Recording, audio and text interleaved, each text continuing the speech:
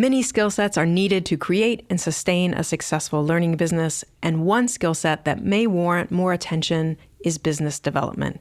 Having a skilled professional leading business development for you means the chance to improve your reach, revenue, and impact.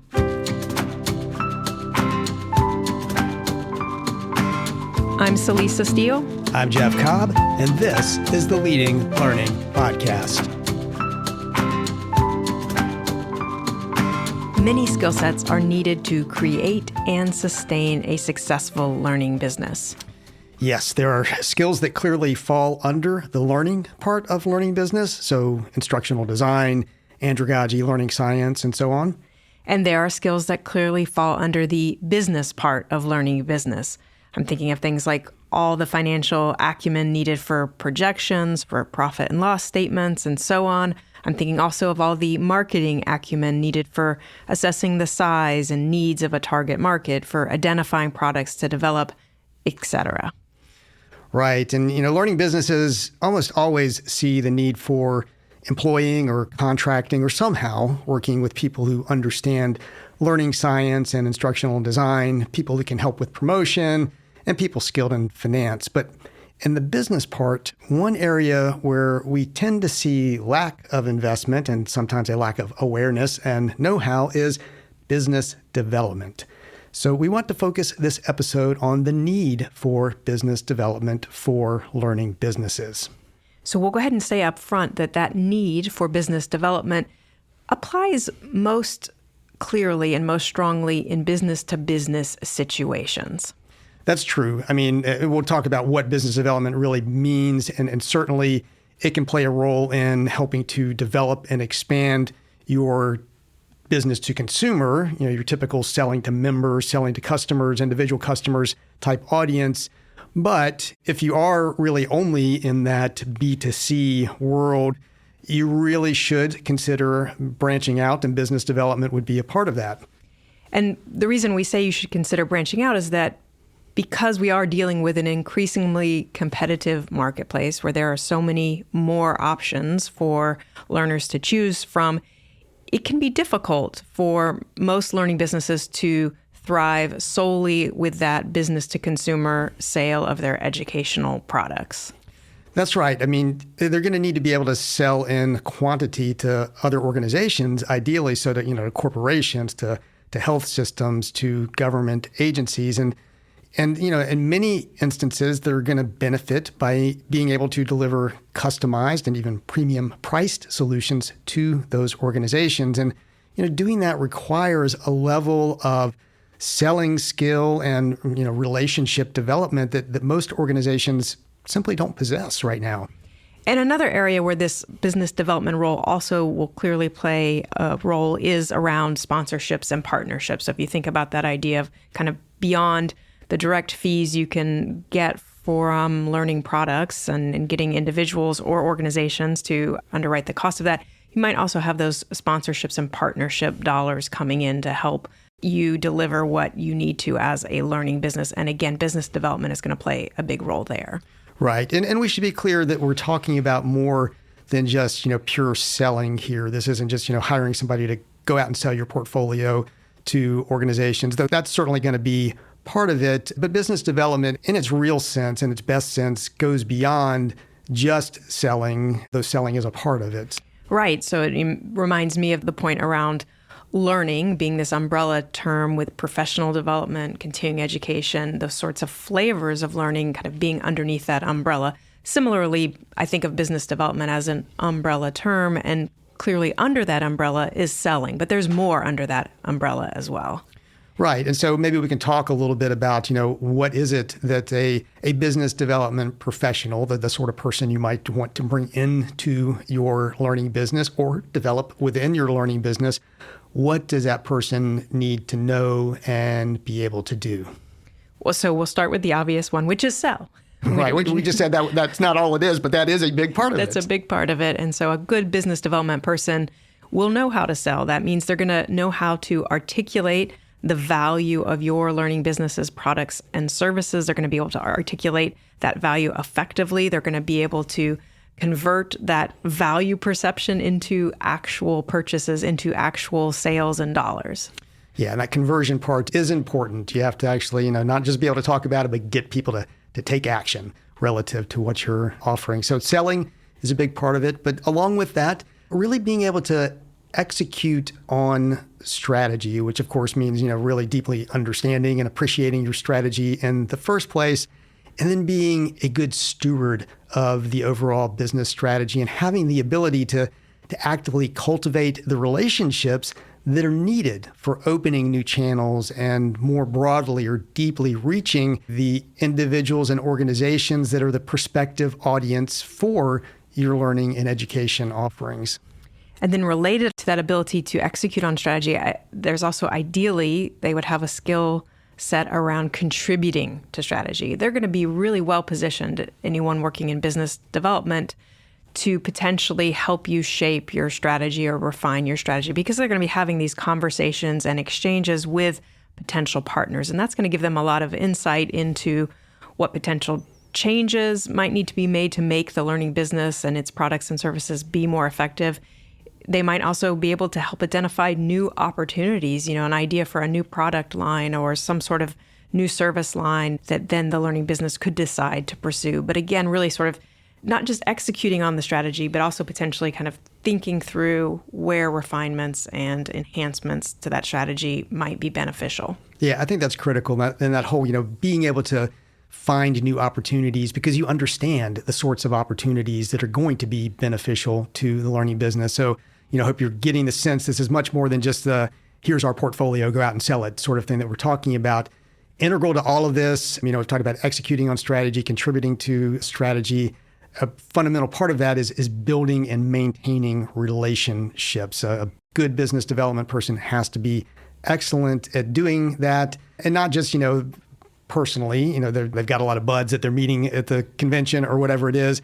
They're doing that in a way that actually accrues to the learning business. So they're developing those relationships in a way that is going to have business value. Right. I think to your point, Jeff, it's not that someone who has a conversation with you, Jeff, thinks, wow, I'd really like to work with Jeff, but then the learning business that you're tied to then wouldn't necessarily be as attractive if you left. Right. So you want someone who's really building and maintaining relationships for the sake of the learning business, and that it's not just this sort of tied to this one individual person, but that they are, again, clearly articulating the value of the learning business so that those relationships are grounded in that value that the learning business offers, and then the learning business is the one that sort of benefits from those relationships over time. Right.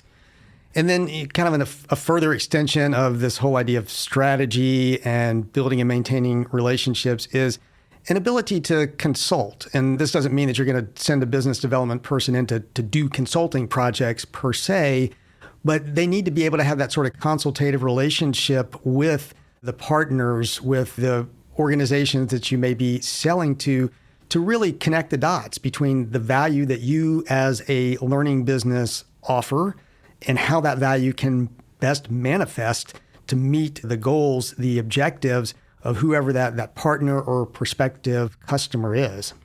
I think tied to this idea of having some level of consultative approach to business development, also related to this idea of building and maintaining relationships, is the need to listen, right? That it isn't just selling. It isn't, as you said, Jeff, going in with the prospectus around this is what we have to offer. What do you like? Right. And sort of pick and choose. But it's really around listening to that potential partner to hear their pain points, their opportunities, and then, like you said, connect those dots with what the learning business either already offers or could offer. Definitely.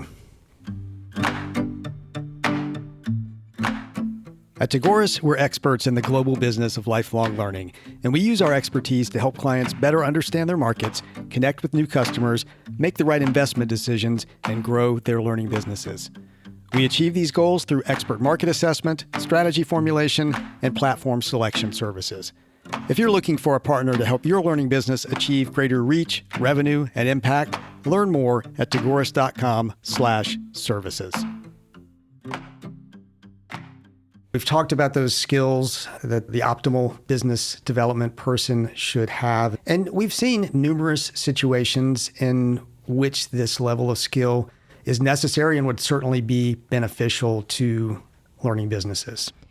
So maybe we can just talk through some of these types of relationships that often make sense for learning businesses. And this is where a business development professional would help that learning business. So academic relationships is one big area. And you can think about academic partners both as potential sources for content and for delivery of content, and just really sort of, again, thinking about what is that right relationship, and could you be bringing content to the academic partner? Could the academic partner be helping you with content? I mean, there are a lot of different ways that it can work, but clearly you have academic programs that are focused on usually whatever field or profession your learning business is also serving, and then those people that get that start in an academic program need to continue to learn. So there's a lot of natural sort of continuation between an academic program and what a learning business might provide.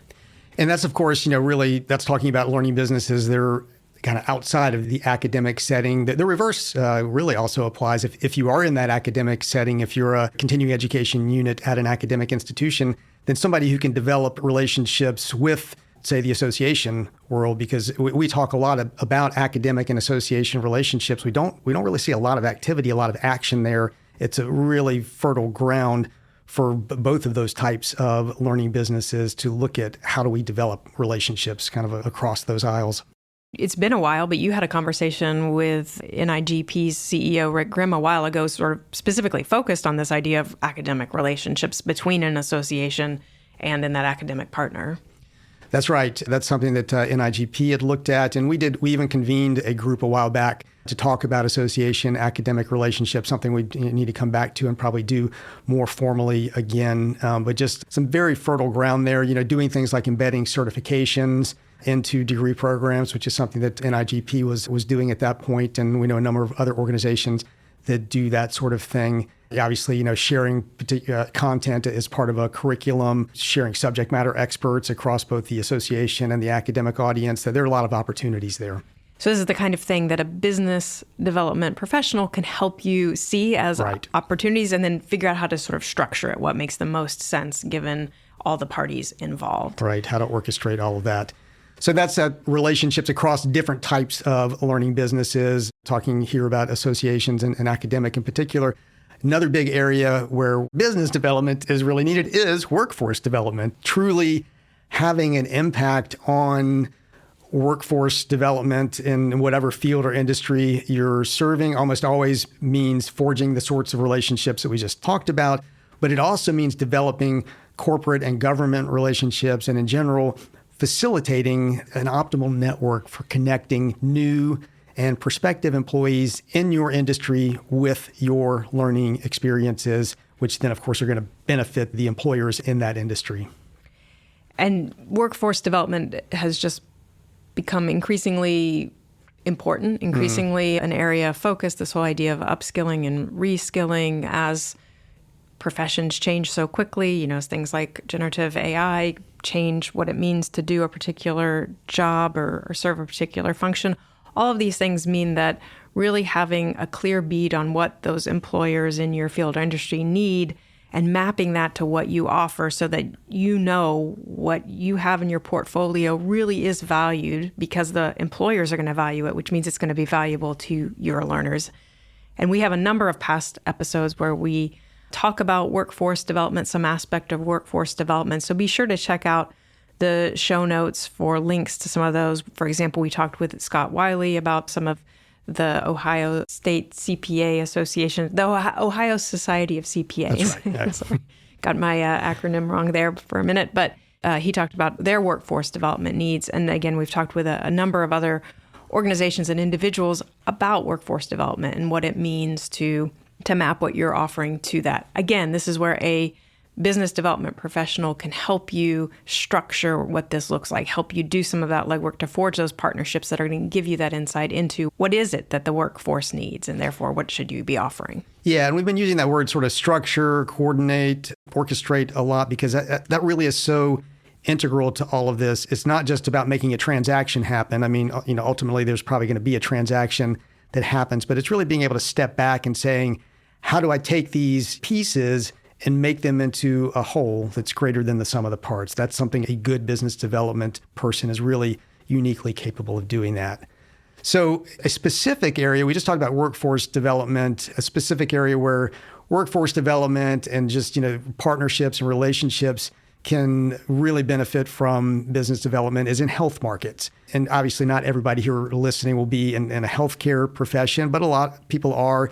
And what we're saying here, I think would probably apply to many different professions. Health just jumps out because when you're in the healthcare profession, most organizations are selling to doctors and nurses and allied health professionals, and they benefit from developing relationships with a range of institutions that employ these people. And most of these institutions have that need for educational content for their employees. And working with them, those institutions, is typically a much more rapid path to reaching and impacting an organization's target audience than trying to sell one nurse by one nurse, one doctor by one doctor, though obviously that can still be a part of your strategy. We have an episode going way back, number 32, with Dana Woods talking about the success of nurses and sort of reaching out for some of that partnering with employers. Yeah, Dana, CEO of the Association of Critical Care Nurses, and they had a lot of success with their ECHO program and getting that into hospitals and health systems. Now, another area where a business development professional could help your learning business is in international expansion. So again, this is something that's become much easier to do in the past couple of decades, as so much has gone online, as there's more asynchronous learning, as there's more ability to globalize and localize content efficiently. This idea of expanding beyond a narrower geographic focus has just become much more of a real possibility. Right. I mean, we've said before that really at this point, every organization should think of themselves as potentially an international organization just because of what technology has made possible. It still tends to be true, particularly if you're a US-based organization, that in a lot of places in the world, people are looking for US-based credentials and content, and that's attractive. But again, you've got to be able to form the right relationships typically to make that happen, the right sorts of partnerships. And once again, having a business development person who has the right skill set, the right acumen for doing that is critical.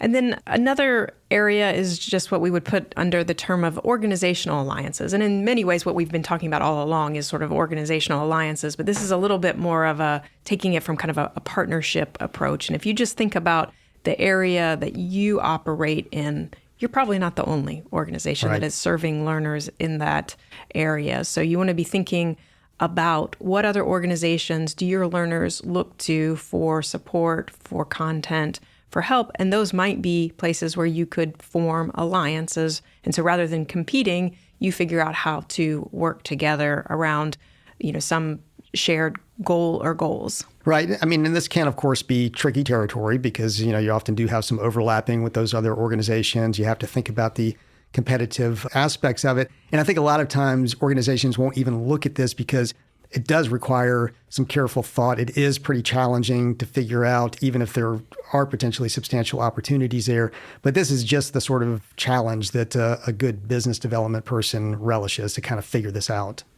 I always think of the term other people's networks. And so I think that there's sort of a spectrum of which you could form an alliance with other organizations. It could just be a sort of a more casual end where part of what you're doing is really just making sure that you get in front of another organizations or another potential alliance person, you get in front of their networks. These days, I think really being able to leverage other people's networks, other organizations' networks is one of the most impactful and critical things you can do in terms of expanding your business. And again, having somebody who's in charge of making that happen is just so helpful. We'll finish off the list here by mentioning, once again, partners and sponsorships. We brought that up early on. Certainly, it's an area that benefits from really going beyond a selling perspective and thinking about those relationships as, not just a way to get some cash into your organization, getting the typical, bronze, silver, gold level sponsor for your annual event, but, actually forging relationships that create value for you and your sponsors and your partners. And of course, it ultimately create value for your learners as well and attract more learners to you. That's right. Looking for that proverbial win-win-win Right. when everyone involved really is benefiting. But I do think that, to your point, Jeff, that often we can think reductively about sponsors, about it's sort of the cash that they can bring to the learning business. But to your point, and what we were just talking about with other people's networks, other organizations' networks, I mean, those sponsors can help you get in front of people who would benefit from your learning products and services. So there is that potential value there that a business development professional can help you see and execute on and realize. So those are just a few of the key areas in which a good business development person, or if you happen to be a large organization, maybe even a business development team, can really generate some significant value. And hopefully, one or more, if not all of those are resonating with you as you listen to this discussion about business development for learning businesses. But that brings us to the but, which is that all of this may sound great, but typically we hear two objections around this. First is, can we afford a business development person? And then second, which is for people who've kind of come to grips with, okay, we'll figure out how to afford that business development person, is how do we find such a person? All right, so let's tackle each of those.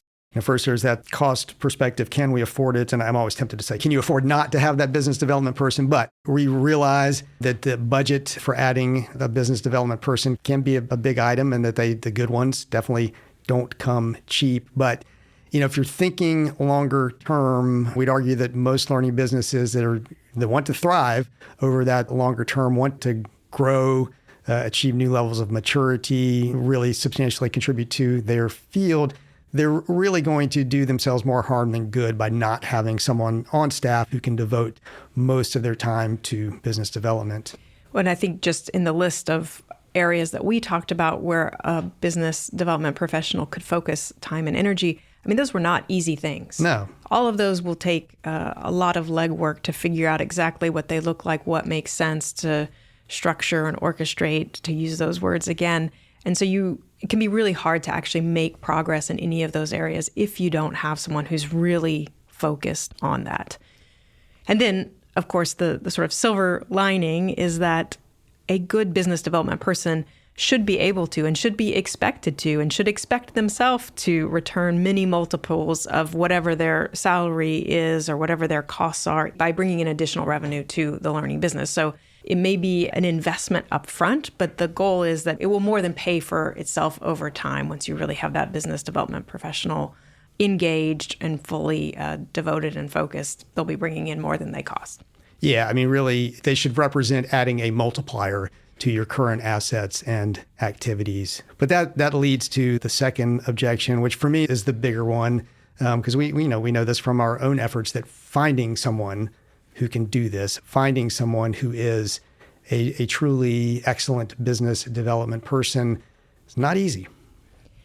And I would say that in our experience, you tend to get one or the other, meaning you tend to either get industry experience, so whatever your field or profession, whatever your focus is, they might be knowledgeable in that, or you're going to get someone who's kind of a dyed-in-the-wool business development professional, and they're going to really kind of have that skill set, but they'll be lacking on your specifics on your industry. And so then I guess depending on which of those you get, you're going to need to invest in learning to bring the person up to speed on the others. So your industry experts can have to get those business development skills. Business development persons can have to get those industry skills. I'll say my bias is to go with the business development person and then, train them on your field or industry. But I know others will have different perspectives on that. And then even if you do manage to get both, if you would manage to get sort of that unicorn that has both industry experience and business development experience, even then, it will take that person time to get up to speed on exactly your specific learning business, your specific products and services, your strategy, to begin having those conversations and building those relationships. All of that's going to take time before it translates into any dollars. So this is a bit of a long game to play with business development. So as you consider and reevaluate your strategy, we hope you'll be sure to give some thought to the role that business development might play in increasing your overall capacity and contributing to your marketing efforts, both of which are domains within the learning business maturity model. That's right. Capacity and marketing, those are two of the domains that we talk about in the learning business maturity model. both of those are arguably cost centers. Capacity has to do with your human resources and your technology. Marketing has to do with that sort of big picture view of marketing, not just promotion, but, product development and all of that. And those things are typically cost centers, but they're also absolutely integral to what a learning business has to do. So they are not costs where you want to try to go cheaply there. And so our main takeaway is that business development is very likely an area that your learning business could use some initial or additional investment in.